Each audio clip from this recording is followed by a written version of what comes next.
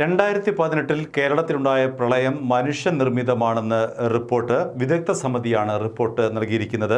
ബംഗളൂരുവിലെ Indian institute of സയൻസസിലെ വിദഗ്ധർ accountant ജനറലിന് സമർപ്പിച്ച റിപ്പോർട്ടിലാണ് 2018 പ്രളയം സംബന്ധിച്ചുള്ള വിശദമായ പഠന റിപ്പോർട്ട് ഉള്ളത്.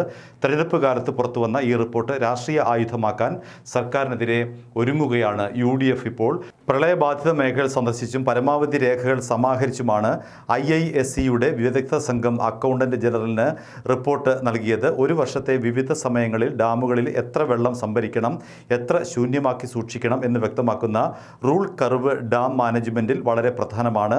2018 പ്രളയകാലത്ത് റൂൾ കർവ് അടിസ്ഥാനമാക്കിയല്ല ഡാമുകളുടെ പ്രവർത്തനമോ വെള്ളം സൂക്ഷിക്കുന്നത് അടക്കമുള്ള കാര്യങ്ങളോ കൈകാര്യം ചെയ്തത്. മഴക്കാലത്ത് അധികമായി എത്തുന്ന വെള്ളം ഡാമുകളിലെ ഫ്ലഡ് കുഷ് എന്ന ഭാഗത്താണ് സംഭരിക്കുന്നത്. ഇടുക്കി ഡാമിൽ പ്രളയകാലത്ത് ഇത് ഉപയോഗിച്ചിരുന്നില്ല. വെള്ളപ്പൊക്കത്തിന് മുന്നോടിയായി വേണ്ടത്ര മുന്നറിയിപ്പുകൾ ജനങ്ങൾക്ക് നൽകിയതുമില്ല. ഇതെല്ലാം ചൂണ്ടിക്കാണിച്ചുകൊണ്ട് തന്നെയാണ് 2018 പ്രളയം മനുഷ്യനിർമ്മിതമാണെന്ന് വിദഗ്ധർ ചൂണ്ടിക്കാട്ടുന്നത്. അണക്കെട്ടുകൾ കൈകാര്യം ചെയ്യുന്നതിലുണ്ടായ വീഴ്ചയാണ് 2018 പ്രളയത്തിൻ്റെ കെടുതികൾ വർദ്ധിപ്പിച്ചതെന്ന് കേരള ഹൈക്കോടതി നിയമിച്ച അമിക്കസ് ക്യൂറിയും കണ്ടെത്തിയിരുന്നു. എന്നാൽ അണക്കെട്ടില്ലാത്ത പ്രദേശങ്ങളിലും പ്രളയം ഉണ്ടായെന്ന് ന്യായീകരിച്ച് ഇടത് സർക്കാർ ഈ ആക്ഷേപം തള്ളുകയായിരുന്നു. 433 ജീവനുകൾ പൊലിഞ്ഞ 54 ലക്ഷം പേരെ നേരിട്ട് ബാധിച്ച 2018 പ്രളയം അങ്ങനെ 2021 തെരഞ്ഞെടുപ്പ് കാലത്തും വീണ്ടും സജീവ ചർച്ചയാവുകയാണ്.